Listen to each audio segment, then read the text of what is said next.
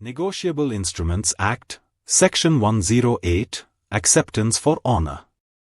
Section 108 of the Negotiable Instruments Act, 1881 deals with acceptance for honor, allowing a person who is not already liable on a bill to voluntarily accept it after dishonor by non-acceptance or protest for better security.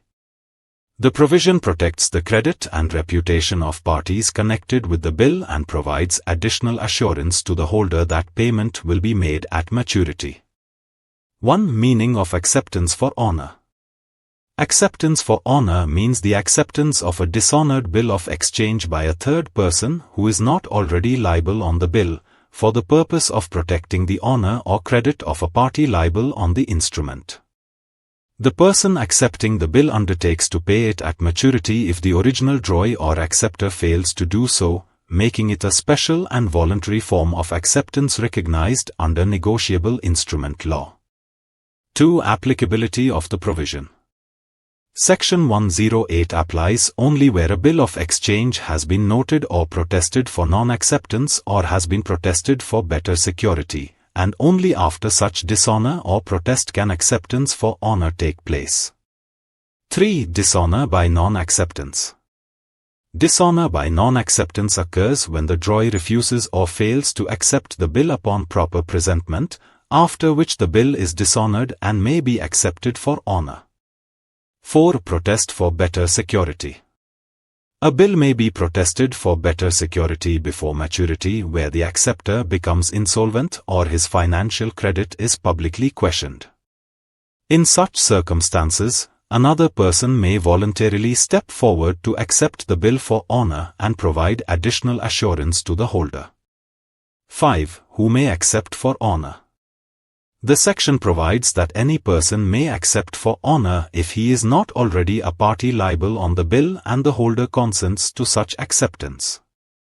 Accordingly, a stranger to the bill may become an acceptor for honor, whereas an existing liable party cannot do so because he is already bound by the instrument. 6. Consent of the holder. Acceptance for honor cannot be forced upon the holder, and the holder must consent before such acceptance becomes effective. This requirement exists because the holder is entitled to decide whether to rely on the new acceptor, and acceptance for honor may affect the holder's remedies and rights. 7. Requirement of writing on the bill. Acceptance for honor must be made in writing on the bill itself, and an oral acceptance is not sufficient for this purpose. This requirement ensures authenticity, provides clear evidence of liability, and creates certainty regarding the acceptor and the party for whose honor the acceptance is made. 8. Acceptance for honor of any party. Acceptance may be made for the honor of the drawer, an indusser, or any other party already connected with the bill, generally to protect that party's commercial reputation. 9. Purpose of acceptance for honor. The object of this provision is to preserve commercial confidence and business reputation by preventing the complete failure of the bill, providing additional security to the holder, and protecting the honor and credit of liable parties. 10. Liability of acceptor for honor.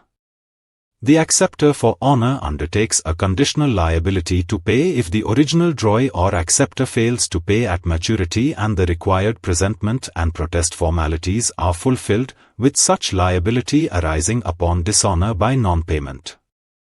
For more details, contact us.